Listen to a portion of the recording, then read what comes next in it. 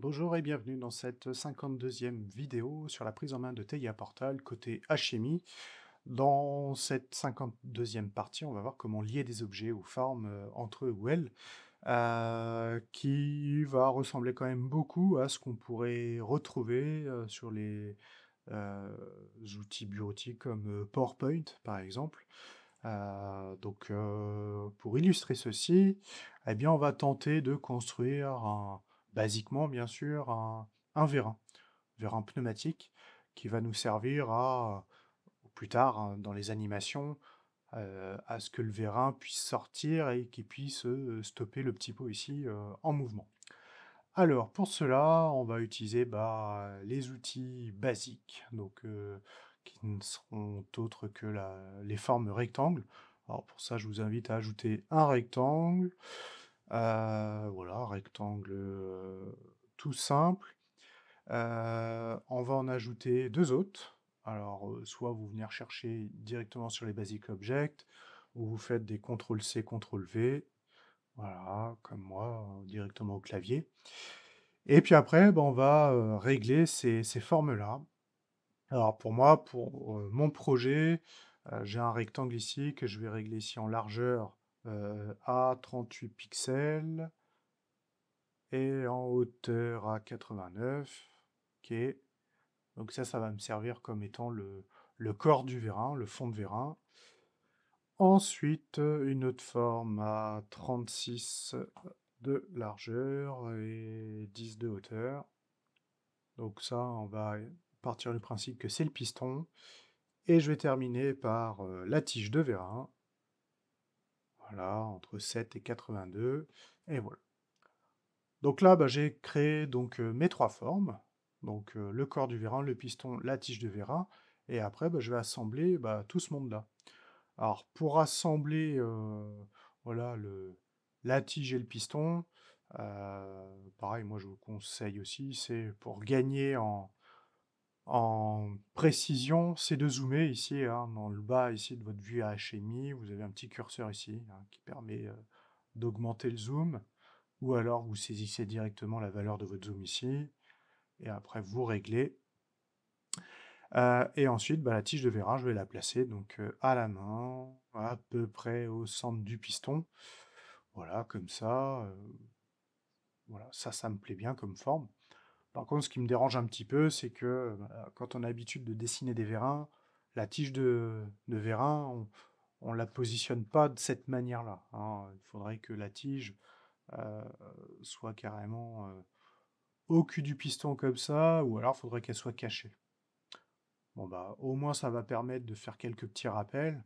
Là, j'ai positionné ma tige, j'essaye de la centrer au maximum du piston, mais je veux que ce soit le piston qui soit mis en amont. Donc je sélectionne le piston, je fais clic droit, et je fais Order, et je fais Bring to Front, qui me permet de mettre en avant la forme. Voilà. Ensuite, je vais modifier ces couleurs-là. Le piston, bien souvent, quand on colorie un piston, même en dessin de base, on le colorie en noir. Donc là, dans Background, Color, je vais utiliser la couleur noire, donc le black. Couleur black, ça me plaît bien. La tige de vérin, je peux éventuellement... Allez, je vais l'éclaircir un petit peu. Donc là, j'ai pas forcément de gris clair qui me plaît, donc je vais aller dans More Colors. Et je peux jouer là sur les variations de gris. Voilà, prendre celui-ci.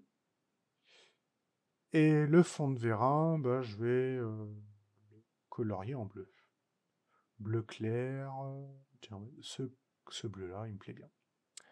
Alors, nous, pour l'animation, il faudra que le piston et la tige du vérin puissent sortir du vérin pour que ça soit animé.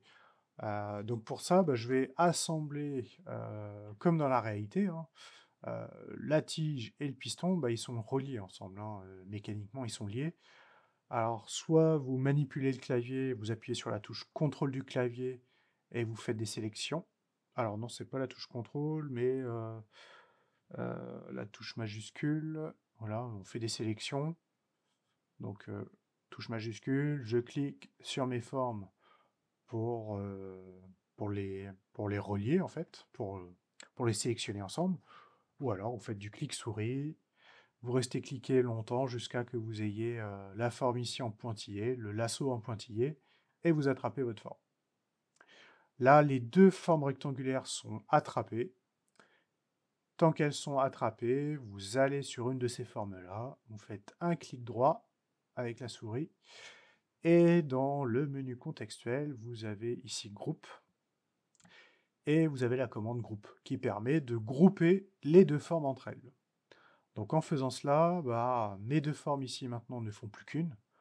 Donc j'aurais beau essayer de sélectionner que la tige de vérin, bah, je ne peux plus. Parce qu'on considère que maintenant, ces deux formes-là ne font plus qu'une à présent. Ce qui va faciliter en fait la mise en place sur le dessin, qui va faciliter la mise en place euh,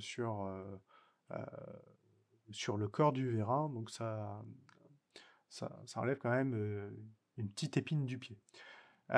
Si par exemple vous voulez modifier la couleur ici de la tige, bon, bah, quand vous le sélectionnez et vous faites background color, vous voyez sur la gauche, là dans les properties, vous avez deux rectangles, le rectangle 4, le rectangle 3.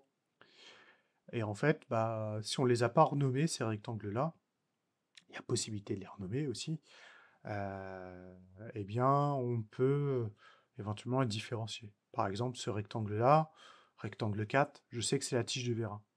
Parce que ici, dans background color, j'ai le gris, rectangle 3, background color, c'est le noir, donc qui correspond à ça. Donc, pas de panique, hein, même si on les a reliés ensemble, les formes, je peux quand même de nouveau aller remodifier leur couleur, hein, si je le souhaite. Donc ça, voilà, tout n'est pas figé sur TIA Portal. Donc cette forme-là, comme je vous disais, je vais la placer ici sur le corps du vérin, et je vais le placer en sorte que ici j'ai un petit peu d'espace libre, et ici j'ai de l'espace libre, et j'ai la tige de vérin qui sort un peu.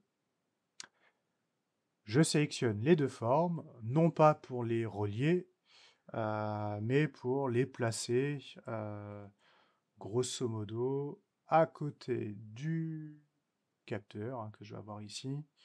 Je vais le placer là. Voilà, là ça me plaît bien. Je peux repositionner la tige de vérin. J'ai l'impression qu'elle dépasse un peu. Voilà. Comme ça, c'est bon. Ok, impeccable. Donc comme ça, la tige de vérin sera totalement libre de ses mouvements. Et on verra plus tard hein, dans d'autres vidéos. Mais l'animation ici de la tige de vérin va se faire en même temps que le piston. Si je veux dégrouper ces formes, hein, rien de plus simple, un clic droit, groupe et ungroup, hein, qui me permet de dégrouper, de désélectionner ce groupe-là. Voilà. Et après, voilà, vous pouvez de nouveau regrouper les formes. Ce qu'on va pouvoir faire aussi, bah, c'est pour l'aspect visuel, on va rajouter un fond derrière le capteur et derrière le vérin. Je vais aussi rajouter un fond là qui nous servira plus tard pour ajouter le moteur. Alors ce fond, je pourrais très bien aller rechercher une forme, mais là j'en avais déjà créé une forme de fond. Bah, je vais pas m'embêter, hein, je vais simplement faire un copier-coller de cette forme-là, et je vais l'adapter par rapport à mes formes ici. Alors bien sûr, là, comment je vais positionner, la forme, on la voit plus. Bah, je vais la reculer un petit peu, de façon à ce que ça soit le vérin et le capteur qui soient visibles. Donc clic droit, je fais Order, et je fais pas Send to Back, parce que si je fais ça, bah, la forme est carrément derrière le convoyeur même. Donc moi je voulais que la forme soit quand même devant le convoyeur, mais derrière le capteur et le vérin. Donc je vais faire plutôt Order, je vais la repositionner en image de départ. Order, Move Backward, voilà. Donc là, elle est bien en arrière-plan, mais arrière-plan de la forme de tige et du piston. Je vais refaire une nouvelle fois. Order. Backward. Voilà. Elle est de nouveau derrière le corps du vérin. Et je refais une nouvelle fois. Backward. Ah, elle veut pas. Ah oui, alors. Pourquoi elle veut pas? À chaque fois qu'on met des images, faut imaginer qu'on a une forme plate et à chaque fois on ajoute des images à travers la forme. Euh, Grosso modo, là j'ai la vue IHM, hein, c'est l'écran, et à chaque fois que j'ajoute une image, bah, j'ajoute une image à chaque fois sur une pile. Donc ce qui fait que je peux avoir des piles et des piles d'images. Donc même si je fais backward dans son ordre d'apparition, ça se trouve, le rectangle, il est en arrière-plan de plein d'autres images en fait qu'on avait placées. Vous voyez là par exemple là, euh, commande, vous voyez, elle y est bien derrière. Donc là, bah, faut choisir jusqu'à que je sois bien en arrière-plan. Alors ça peut prendre quand même pas mal de temps, hein, suivant les images et ordre d'apparition qu'on a mis. Sinon, bah, il y a l'autre solution, hein, qui est encore plus simple, qui demande peut-être un peu, enfin, un peu plus de concentration sur la manipulation. Je la mets carrément à l'arrière, order, send to back. Voilà, et je mets le convoyeur ici en backward, et celui-ci, je le mets une nouvelle fois en amont. Voilà. Ah oui, non, c'est pas comme ça que ça me plaît. Euh, je le recule. Ouais, voilà, comme ça. Comme ça, c'est très bien. Order. Allez, recule. Order. Send to back.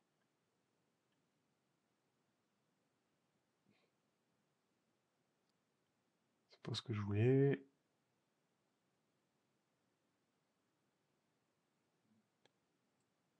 Voilà, impeccable. Ensuite, je vais ajouter bah, cette même forme, un petit peu plus sur la gauche. Voilà. Allez hop, je m'embête pas, je vais mettre des traits de positionnement. De cette forme-là, je vais la mettre en arrière du convoyeur, parce que j'ai décidé. Donc hop, sélectionner, order, send to back. Et après, je vais ajouter du texte. Donc copier-coller. Le texte, je vais y mettre un fond, donc dans apparence, couleur, je vais mettre cette couleur-là. Ah oui, alors, là, j'ai mis une couleur d'arrière-fond, donc là, ce bleu-là. Par contre, je vois ici que le fond est transparent. Donc, il faut bien que je mette solide, si on ne verra rien. Ça, je vais pas mettre de bordure, je vais laisser ça. Je vais laisser comme ça. Par contre, le texte, je vais le changer. Je vais l'appeler bloqueur 1. Et je le positionne comme ça en amont. Il dépasse un peu. Text format. Je vais le mettre à 16. Est-ce que ça va passer? Ça, c'est bon. Et après, le texte, pareil, hein, dans text format, je peux aussi positionner son alignement. Est-ce qu'il est tout à gauche? Est-ce qu'il est centré? On va rester sur centré. Et après, est-ce que je le mets en haut? Est-ce que je le mets au milieu? Ou en bas? Moi, je reste sur middle, au milieu. Et je vais faire la même chose, copier-coller, que je vais mettre là. Et que je vais appeler moteur tapis.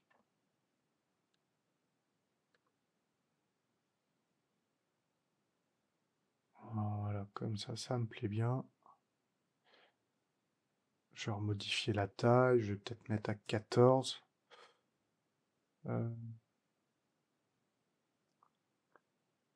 fait peut-être beaucoup encore. 12. Ouais, les 12, ça c'est bien.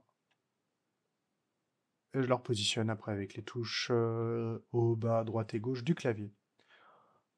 Donc là, comme ça me plaît bien. Ce que je vais rajouter aussi pour la suite, c'est je vais ajouter une balise. Alors une balise, je vais vouloir... en fait, je vais vous montrer ce que je veux faire. Hop, je veux ajouter ça. Donc je veux ajouter un pied, puis une forme là rectangulaire avec le texte et les bords ici, les bords un peu cassés. Alors les bords cassés, j'avais déjà fait ça ici. Pareil, hein, je fais copier-coller. On s'embête pas. On va réduire un peu la taille. Les bords, je veux plus qu'ils soient en pointillés. Donc je vais sur apparence. Les pointillés, je les mets en solide. La couleur, ce que j'en mets.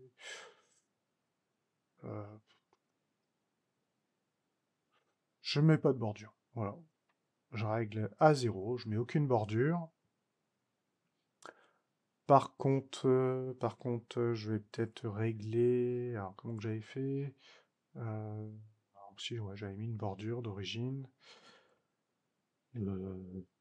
Ouais, je vais quand même en mettre une, mais en noir. Par contre, je vais régler les bords. Les bords, ils sont pas assez prononcés, je trouve. Je vais mettre à 19. Qu'est-ce que ça donne à 19? Ouais, comme ça, c'est pas mal. Bon, je peux peut-être augmenter encore, mettre 25. Voilà, ça, c'est pas mal. La couleur de fond, donc, apparent. Je vais mettre gris clair. Ok. Et le pied, bah, le pied, par exemple, je pourrais reprendre la tige de Vera,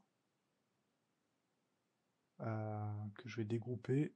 Groupe, group. Le piston, je le supprime. La tige de Vera, je la sélectionne. Voilà. Je fais du recyclage, mais ça fonctionne bien.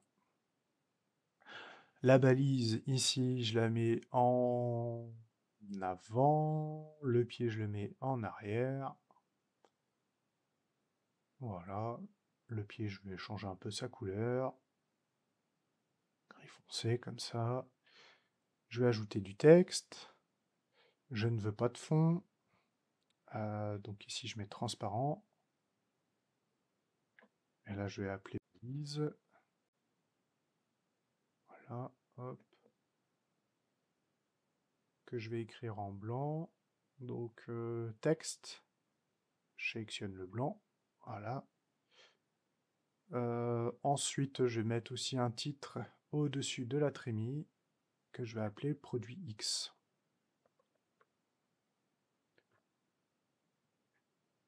Impeccable. J'essaye de positionner avec les flèches et je la mets en couleur rouge. Je vais mettre aussi un titre, donc conditionneuse, produit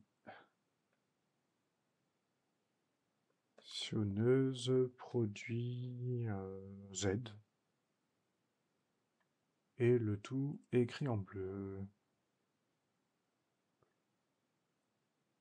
Conditionneuse.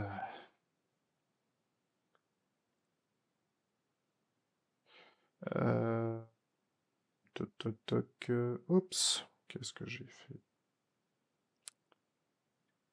Voilà, ça me... Bah mince. Ok, donc ça paraît pas mal. Les traits ici, je les supprime. Il n'y a pas besoin.